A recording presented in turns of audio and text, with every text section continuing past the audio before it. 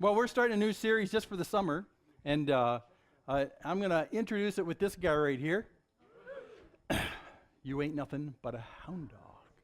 Yeah, anyway, when I was working at HP, I got a call one day, and this guy called me up and he says, Jim, we're going to have this big party at work. We're going to have the entire division, there's about 1,000 people, we're going to have this party right after work and before dinner time, and we're going to celebrate the fact that we've been so productive, and the management said we can spend some cash on this and all that kind of stuff.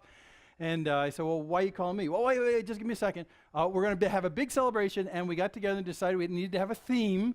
So the theme of the celebration is going to be Elvis Presley.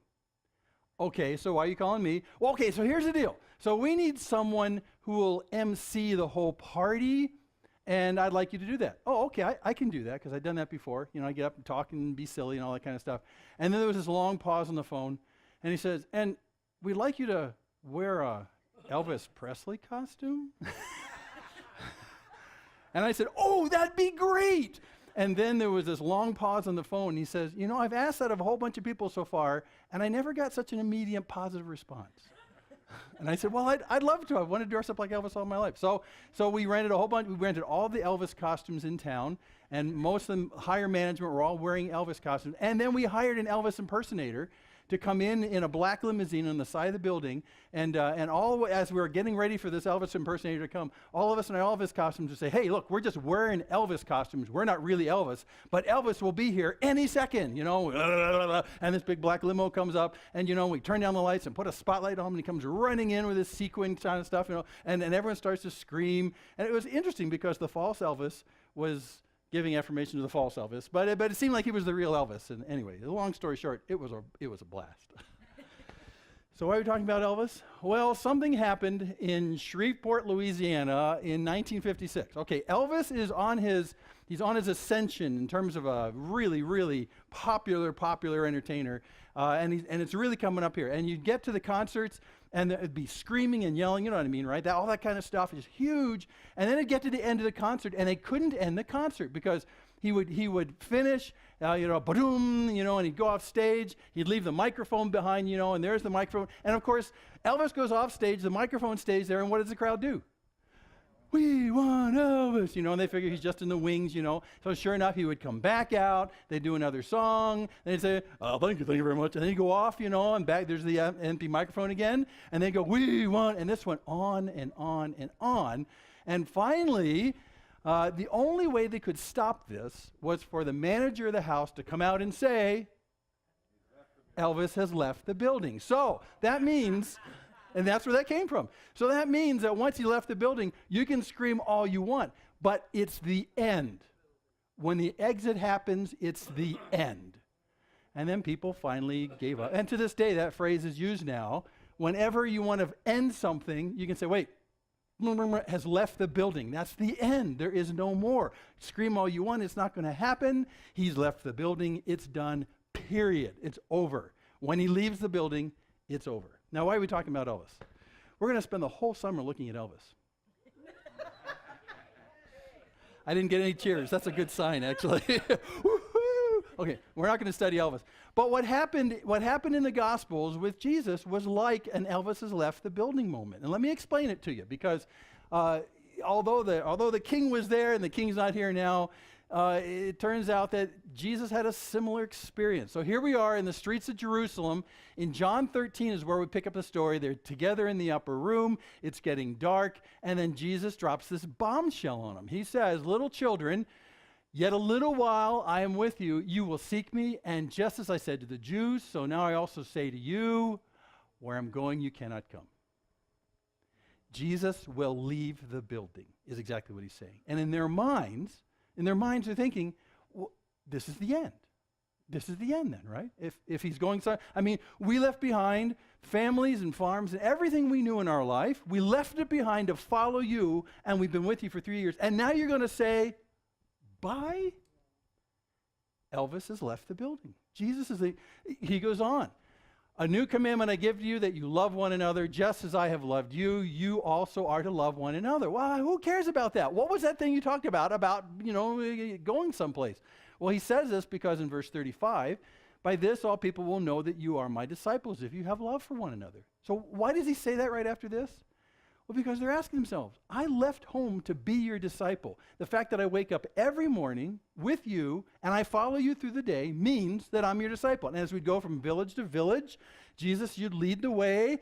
Us 12 would be behind you and all the other people. We're your disciples because we're following you. And it was very apparent. But now if you're leaving, how can I be a disciple?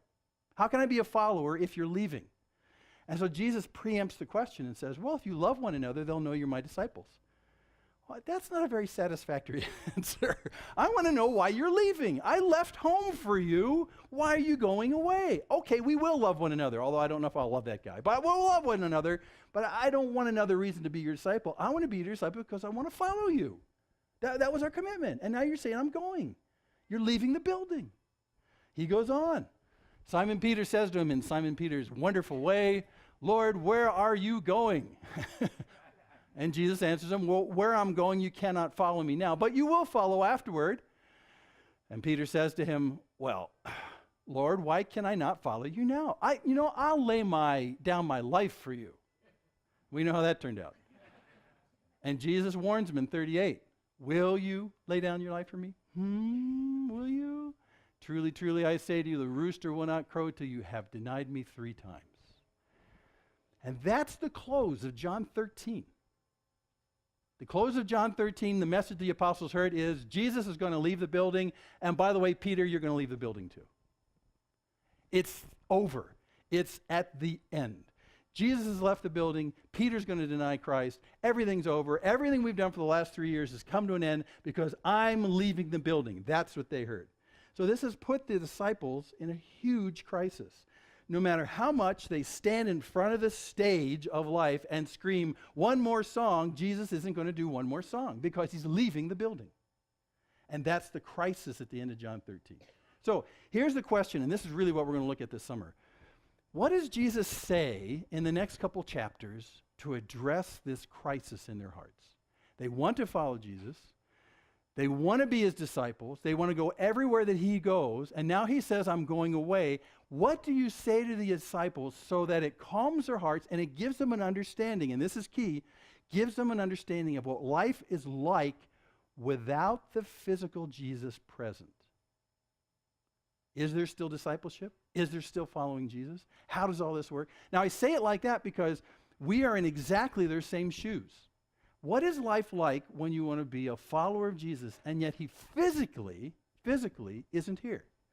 What is life like when you want to be a disciple of Jesus when you're in the midst of the civilization? How do they know you're a follower of Jesus? Well, he already told us if you love one another, they'll know you're my disciples. Oh, okay, that's a good start. But still, I have to transition from the idea the apostles are saying, from following you physically to following you for the rest of my life when you're physically gone, when you're physically out of the building. What does life even look like for that? I don't understand. Now, to give you an idea, disciples, the word disciple really it's a very Greek kind of concept. If you remember Aristotle or Socrates or guys like that, if you as a young person wanted to study philosophy, you would put yourself at their feet, and every day you'd show up at Aristotle's feet. As a disciple, you'd hang on every word he said and everything you do, and you'd pattern your entire life after Aristotle and after what he taught. That was what a disciple was. These guys here are doing the same thing. Jesus, we love who you are. We want to pattern our lives after you. We want to follow you. We want to hang on every word you say. But wait, how do you do that when you're physically not here? Doesn't it mean it's the end of the journey? You've left the building. The exit's happened. We're through, right?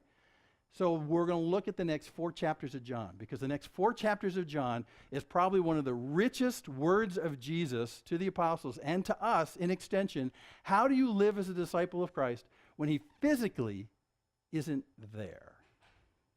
How do you, is it possible?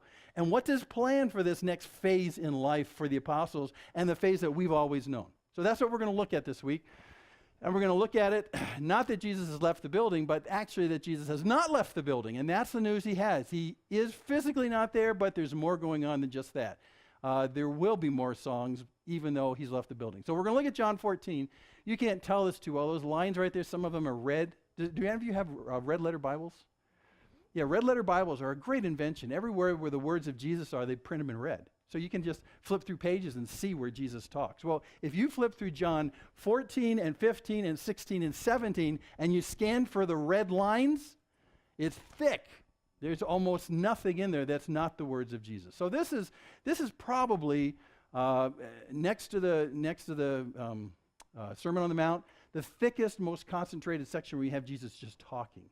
But it's very interesting because his purpose back when you go to the Sermon on the Mount is really to talk about the kingdom of God in general. This is to talk about how you live life as a disciple of Christ when he physically isn't there. Now that's a question a lot of us have.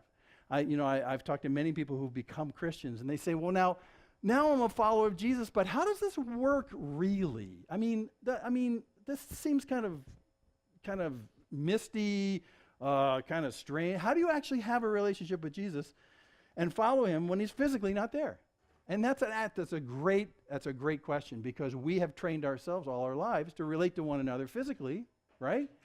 And we know how to do that. But how do you relate to when Jesus physically is not there? So this is going to answer those questions in 14, 15, 16, 17. So we're going to start that today. And what I want you to do as we go through all of this is ask yourself the question, if you put yourself in the shoes of the apostles and Jesus has sprung this surprise on you, bye guys, what do you say to these guys to reassure them that this is all going according to plan? What do you say? What do you say when they freak out when you say bye? And that's what all this is about. So that's the context. So we're going to start with John 14 today, do a little bit of John 14 and get into this and see what he says. So this is what he says, and I think this is a great way to start. Don't let not your hearts be troubled. Chill. That's how you say chill in New Testament talk. Just chill, okay? Just shh, okay, it's okay. Now listen, he says to them, believe in God, believe also in me. So he's basically saying, okay, you guys are all freaked out because I'm saying I'm going somewhere and you don't know where I'm going, you don't know why I'm going, and you don't know anything about the way where I'm going. And you go, I know how to follow you yesterday, but I don't know how to follow you tomorrow. And Jesus says, shh. Believe in God, believe in me. That's actually not a bad place to start. Because when I'm talking to people who are in crises in life, I'll say, I don't know how to get from here to there, but what we need to recognize is that God's on our side. We need to believe in him and believe that he's still in control. There's no accidents that are happening right now. So when Jesus says, I'm leaving the building, it's not as though this is an accidental thing that's going on. Believe in God, believe also in me. So you need to put your trust in God rather than realize that your trust in yourself on how to follow is falling apart. You need to trust him. And I need to point out the obvious right here. Believe in God, believe also in me. If Jesus didn't figure himself to be equivalent to God, this would be blasphemy. Just saying.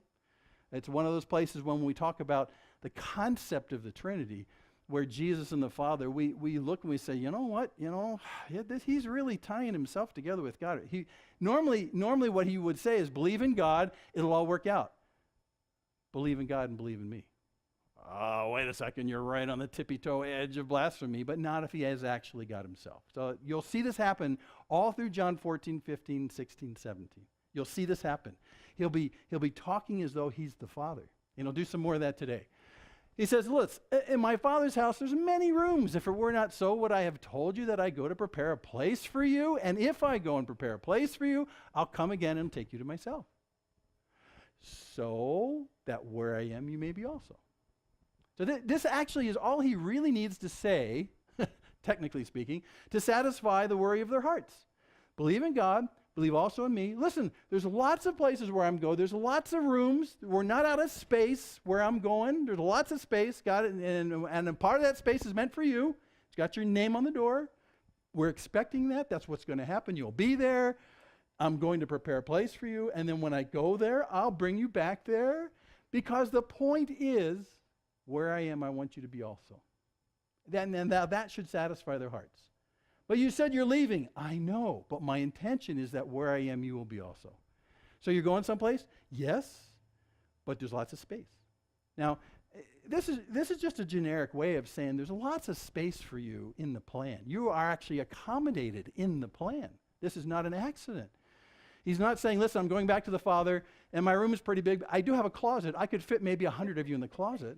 But you got to be the best 100. You know, the best 144,000 will go in my closet. The rest won't make it. So I'm sorry. So you need to be able to shape up because there's just not enough room for everybody. And only the best get in. He doesn't do that. Although a lot of false religion will tell you that. No, he's saying there's lots of space. And I'm going to go to make sure there's space for you. So don't worry your little heads about whether or not we're accommodating you. I'm going someplace. I want you to be there too. Because, hey, so that where I am, you'll be also. So just believe God and believe me. It's going to be okay. Now, there's also a ton of other false doctrine that comes out of that verse on the left. That one about in my Father's house are many rooms. There are so many false doctrines that have come out of that because they look at that and say, well, that means, just let that go. It's just a general sense saying, my Father's house is not a small little hut in the middle of nowhere. It's a gigantic mansion, and there's room for everybody. So don't worry your little heads. That's all I see really saying generically. There's room for everybody.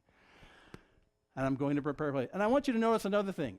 At this point, they're probably worrying about how they are supposed to get there, right? Jesus is just saying, I'm leaving. And if you're saying that, well, wait a second. Every day I know how to follow you. I just wake up and where you go, I get in behind you and we do that. But now that you're doing this kind of funky thing, how am I supposed to control that I get there, right? You notice what he says at the end of that right verse? See that? Who's in charge of getting you there? He is. He is. So don't worry your little heads. But I woke up one morning and everyone was gone on my street and I think the rapture happened and he forgot me. Chill. He'll take you. He'll come back and he'll say, psst, it's time to go.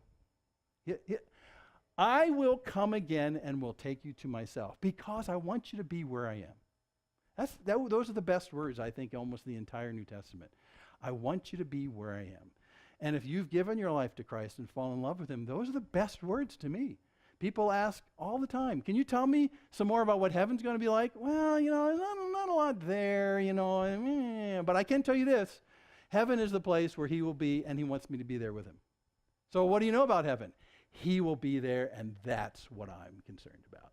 That's what I want. I want to be where he is. Will it have streets of gold? I don't know. Will we be playing harps on clouds? I'm pretty sure no the answer to that. But the issue, what will be there? He will be there because he already said, where I am, I want you to be also. And he'll take care of that and he'll come back again. So when will Jesus come back to take us to himself? Well, we're not exactly sure. But this is again in concert with all the places where Jesus says, I'm going away, but hey, I'm coming back.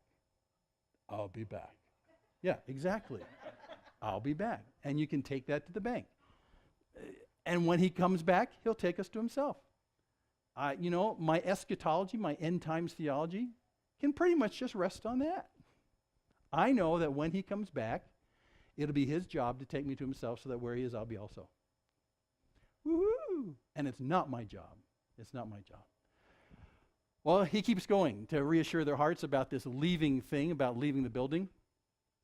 Clicker's not working. Come on, clicker. Here it goes. Okay. And you know the way to where I am going. And Thomas says, I think Thomas is one of the guys, when he says, you know the way where I'm going. And there's this silence amongst the apostles. If I was making the movie, then they'd start looking at each other like, and they're all shrugging their shoulders. And then finally, all the eyes stop on Thomas. You ask him.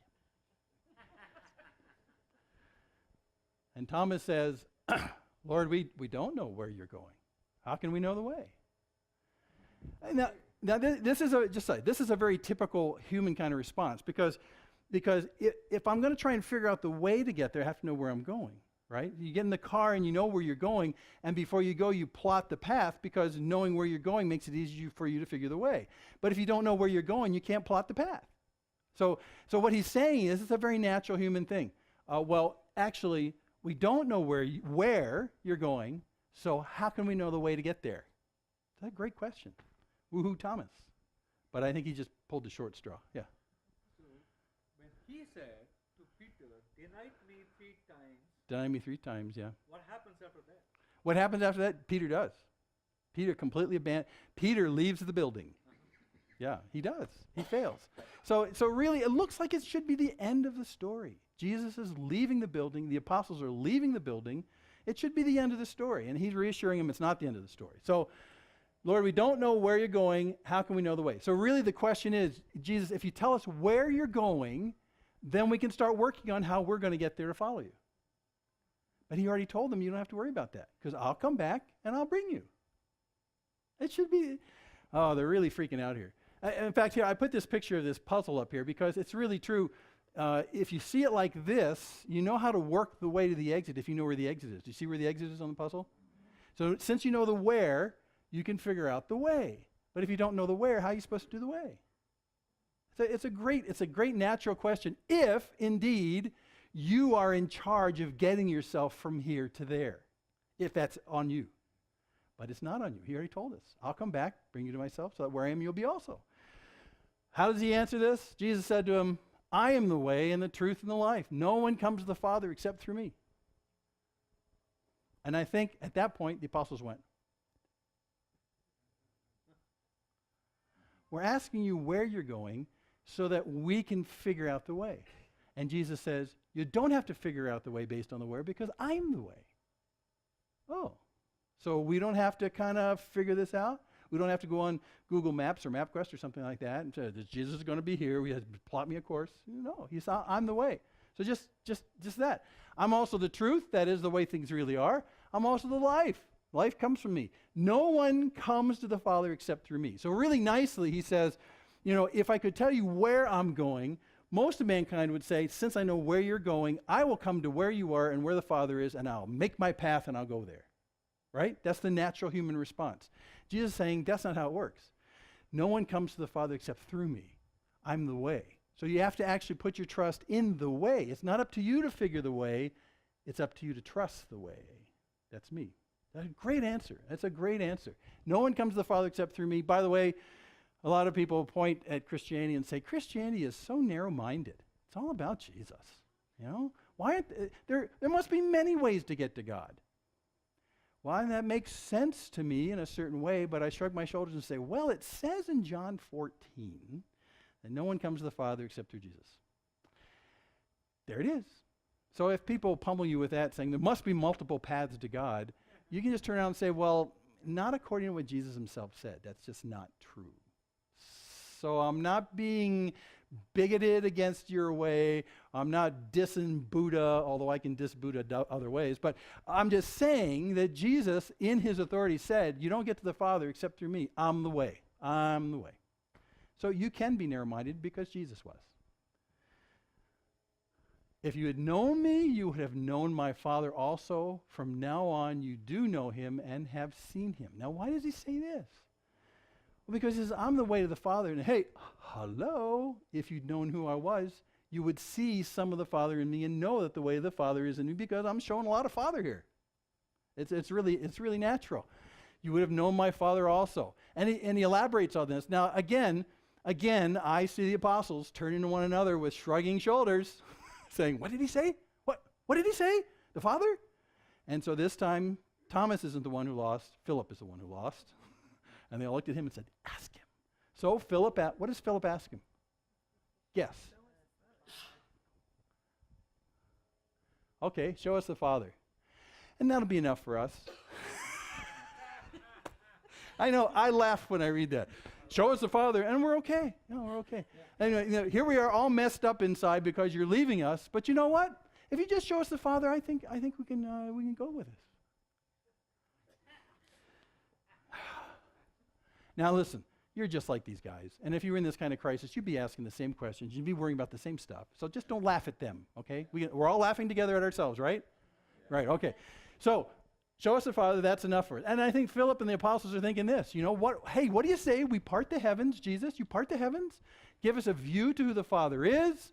And we go, hey, that was a great 3 years following Jesus. And guess what? At the very end of it, he parted the heavens and we saw the Father. That was just a great ride. Let's go back and fish.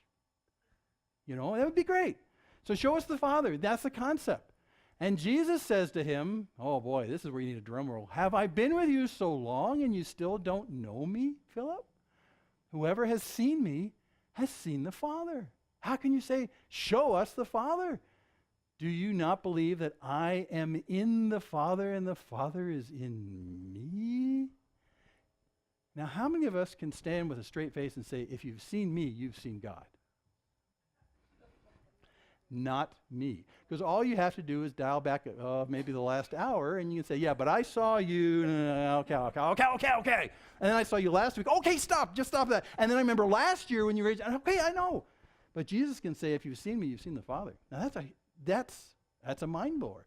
But it's interesting that there's silence at this point. The apostles don't say, no, wait a second. They go, If you've seen me, you've seen the Father. Jesus made the same thing with the Pharisees, the Jews. And he said, have I ever sinned? You ever seen me sin? Anyone? And they couldn't come up with anything. If you've seen me, you've seen the Father. Now, how does this work? When you say, show me the Father, he says, that's what I've been doing for 3 years, is showing you the Father. If you've seen me, you've seen the Father. Because here's how this is working. Get ready for it, because remember, we're talking about Jesus leaving the building physically. How does this work for us later? Here's how he starts it. The Father is in me, and I am in the Father. How can you have both of those happen simultaneously? If you have a bottle, and you pour something in the bottle, the stuff in the bottle is in the bottle. You can't have the bottle in the stuff. What? My daughter, who's the mathematician, studied topographical spaces. And she says, actually, it's actually possible, Dad. You can. I don't want to go there. I really don't want to go there. But here's the deal. Jesus is saying there's more that's going on than meets the eye right here. And what you don't understand is the Father is in me and I'm in the Father. There's nothing about me that you're seeing that's not Father news to you. Well, how does that? I thought the Father was way up there. We were expecting you to part the clouds, do all that kind of stuff. How is it that the Father who's way out there can be in you and you can fully be in him?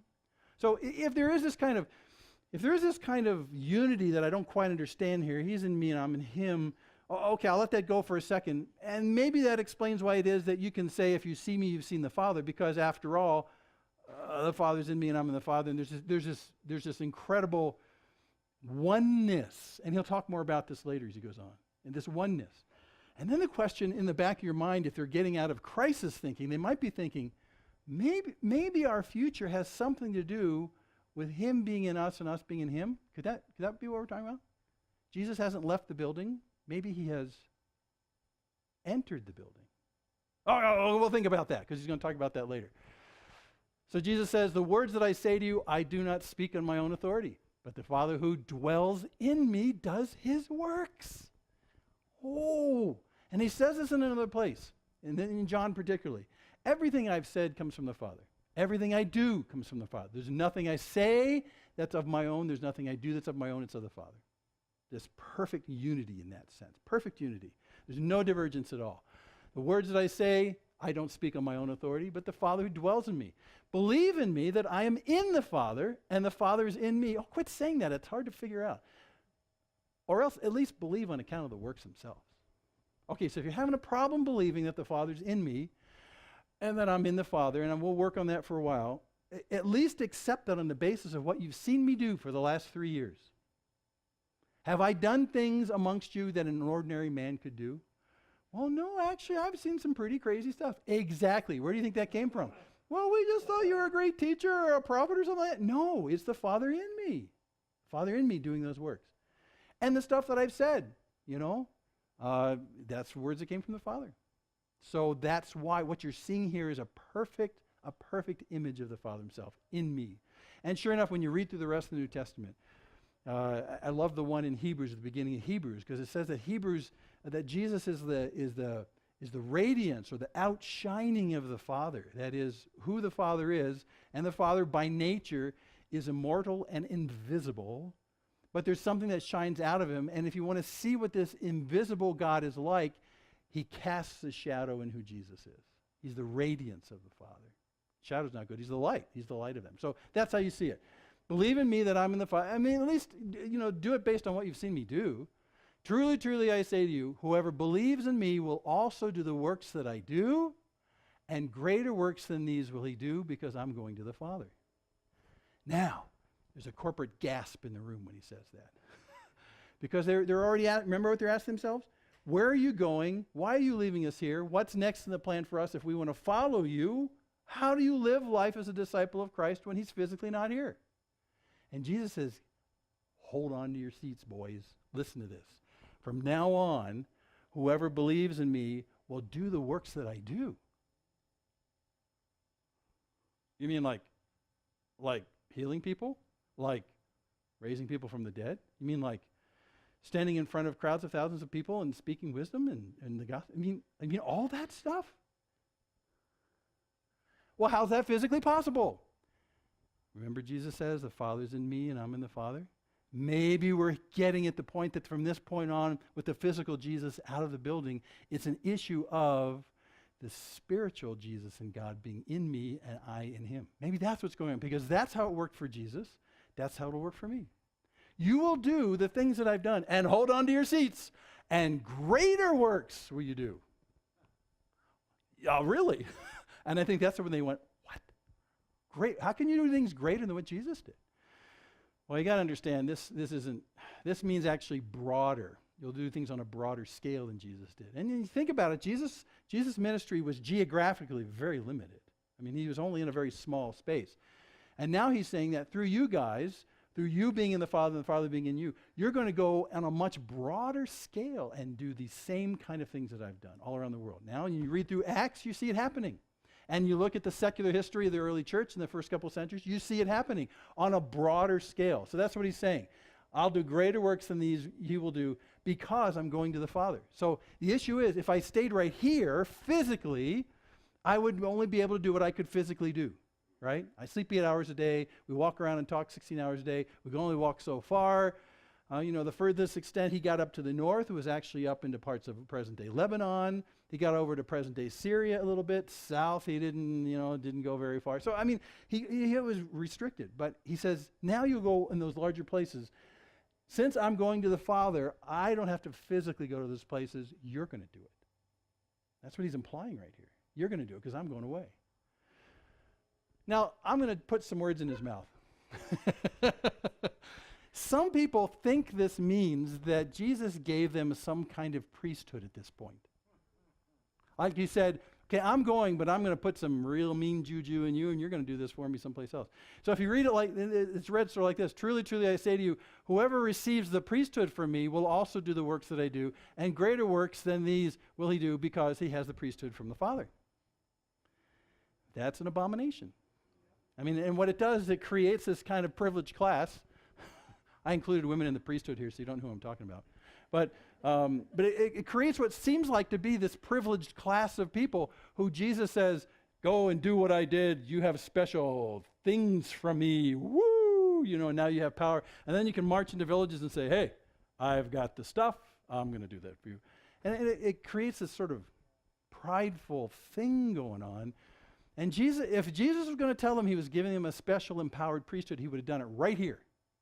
But he doesn't.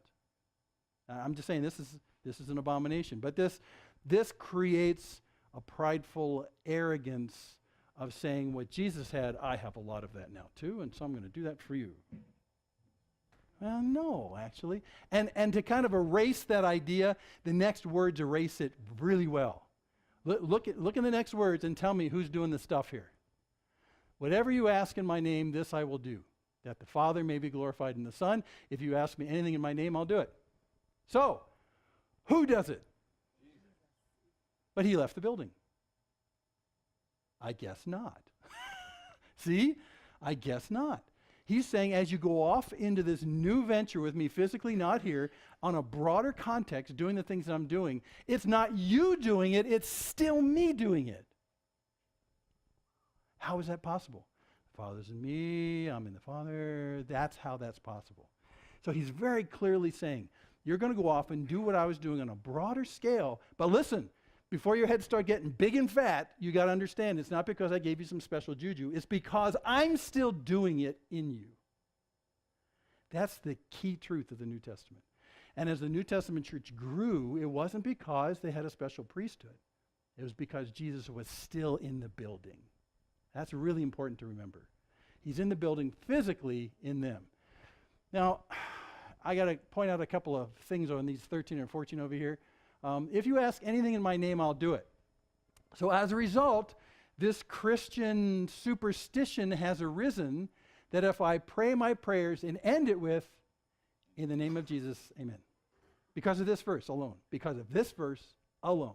That is, if I tack on that superstitious phrase, then he has to do what I just asked for, because I did it in his name. In the name of Jesus. Amen. Well, no, folks. I mean, it's not bad to say that, and I'm not, and you'll hear me probably say it many times, but you got to understand what it means. It's not a superstitious phrase you tack onto things so it gets you into him answering it for you. So what does it really mean when he says, if you ask in my name? What does that really mean? If you ask me anything in my name, I'll do it. What does it mean? Let's just ask ourselves, what does it mean? Ask anything in my name. In my name. Anything that glorifies him. And remember too, the glorifying is the glorifying about who he actually is. And a name is always a reflection of the reputation of the person. That's the ancient thinking. So if you do anything, if you ask for anything with Jesus' interests and his reputation in mind, he'll do it. Because he would have done it anyway. Ask anything in my name. So basically it takes us out of this whole realm of saying, well, God, I have this list of things I want you to do, and you're like a gigantic vending machine with buttons on it, and today I need a little bit of this, and now if I put in a couple of quarters of in thy name, it'll happen. Come out the bottom. God doesn't work like that. And in fact, many times the things you're selecting in the vending machine of God have nothing to do with what he wants, but everything to do with what you want. So what this phrase is meant to do is to say, God, in a sense, not my will, but yours be done. I want what you want here. I want to do it in your name, what you would do if you were standing in my place, your reputation, your desire to glorify yourself. I want this to glorify who you are, your name. I want your name to be made big as a result of this. I don't do this because I ask selfishly and I tack on a superstitious phrase. I do this because I want you to be glorified and your name to be made great. So really a healthy, if you're looking for a process when you pray, a healthy thing to do, really, regardless of what you ask for, and now you're going to be very self-conscious about what you ask for. Don't worry about that. But the issue is you need to, through all the asking process, is say, God, I want what you want here. I really do. I want your name to be made great here. I want your name to get big as a result of what I'm praying right here and through me. I want that to happen here. So I ask these things. I don't know if this is what you plan to have happen, but I would really like this to happen. But you know what?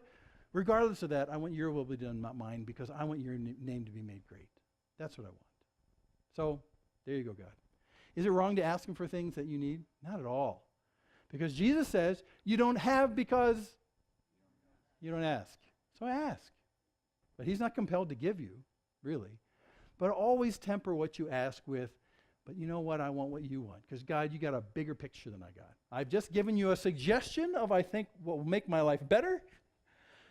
But if you have a bigger idea than that, I'm all for that. Let's go for that. Because I understand you love me more than I love myself. I understand you have a bigger grasp of the circumstance than I have, and you can actually see down the road of time after this. I'm all over whatever you want. This is just my suggestion right now. I'm comfortable with leaving that with you. Amen. That's the right attitude to pray in. And so Jesus is saying, from this point on, boys, when you go out into the world and I'm physically not there, if you ask anything that's in line with my name, my reputation, who I am, it's going to happen. Because I am now living in you. In a sense, without being silly, it's really a second incarnation in a real sense. Jesus has now found new bodies to walk in, and he's doing it amongst all of us. So that's what he's talking about. I'll do it. So yeah, forget about that. It's not about a priesthood, it's still about him. Okay, so we're going to quit this morning. Jesus has not left the building, but let me just summarize a few points he said to these troubled guys who are still reeling over the idea that Jesus is leaving the building. Does that mean there's no more songs from Elvis? Does that mean everything's done? No. In fact, it means it still goes on. How is that possible? Well, God's plan for us always and forever is for us to be with him. So even though physically it looks like he's separated, don't believe any lies that he doesn't care about you anymore, because his plan is for us to be with him. Jesus is the one who's going to accomplish that, not you. I'll come back and I'll bring you to myself. Jesus will accomplish that. Jesus is the way, so follow him. So you don't necessarily have to second guess where we're going as long as you know who's taking you there. He's the way. That's really important. The Father is revealed in the Son, and he introduces the idea that the Father is being revealed through us. Maybe this is what the leaving the building part is. He has to leave the building so that he can enter these buildings and make himself known through us. Now I got to be clear. That doesn't mean that we are equivalent in stature and rank and authority to Jesus. I'm just saying the process through which he glorifies himself in us and through the apostles there will be similar in that he's in us and that life works out through us. And it's not about you trying to accomplish for God what only God can accomplish through you. Just be clear on that. That's a big deal. And Jesus is the one who continues to do the work, not you. So get over it. So in this phase, as he starts talking about what's going to assure these guys, he starts off right from the top saying, listen, our whole intent, everything we talked about is I want you to be where I am.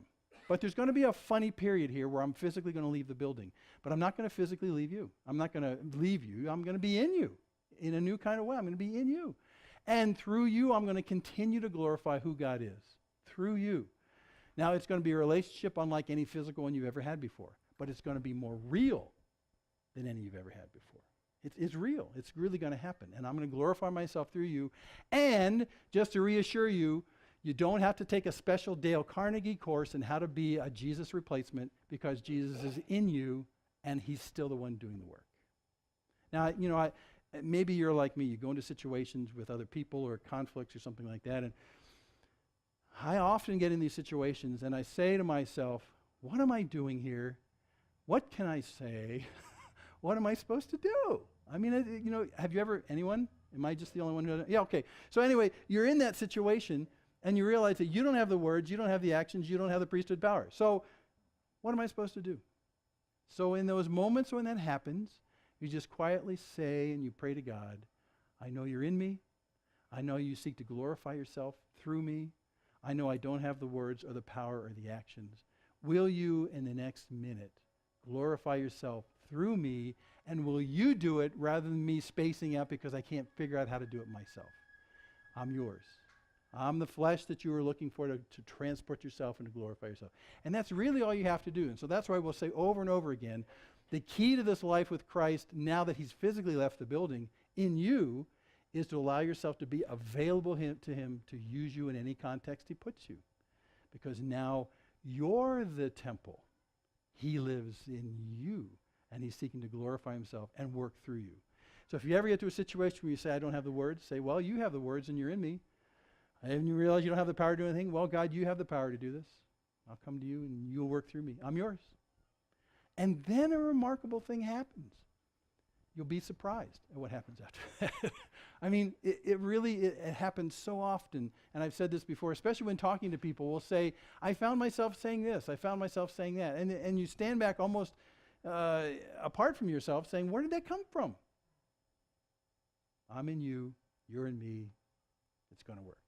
So here's how he starts off this whole crisis of absence with the apostles, saying, everything's changing.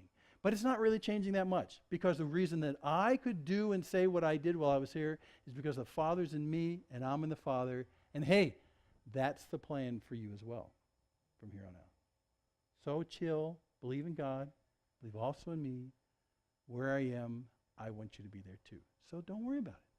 And eventually, I will return and bring you back to myself. It's my job. I won't lose you. You won't fall through the cracks. Just be available. And that's what he's talking about. So we'll go on the rest of chapter 14. We're going to sing the song Unbroken Praise, because this is how you actually live this life once Jesus has physically left the building, is you praise him in every context that you're at, and in praising his name, it tailors your prayer so that everything happens in his name, and it shapes everything you do and say so that he'll be praised, because he'll be praised. Okay, so let me pray, and then we'll sing the song and be out of here. Father, indeed, what an incredible section this is. And I already feel like we went too fast. There's so much I want to slow down and look at and roll it around in my mouth and taste it a few more times and understand the newness of this plan of Christ in us and how Christ continues to work through us even though physically he's left the building. But in a way he hasn't. So Lord, we like the apostles are a little confused about what it means to follow you because we're so used to these physical relationships. But God, I pray that through your indwelling in us, that you bring us to an understanding of your intention to glorify yourself in all the places that you take us, and that we rely on you to speak the right words and to do the right things, and then as a result to glorify yourself, make your name great, and draw many to you. So there's great mystery here, but there's great delight as well. And Lord, some of us have tasted this in remarkable ways, and we're delighted to follow you. So tomorrow morning when I wake up, Lord, in following you, I'll just say, well, wherever you're going, I'm coming along. And I pursue Jesus. We praise you for all you do and your privilege you give to us of walking this life with you in us so that you might draw many to yourself. So thanks for this great message. We look forward to more of this in John 14 and through 17.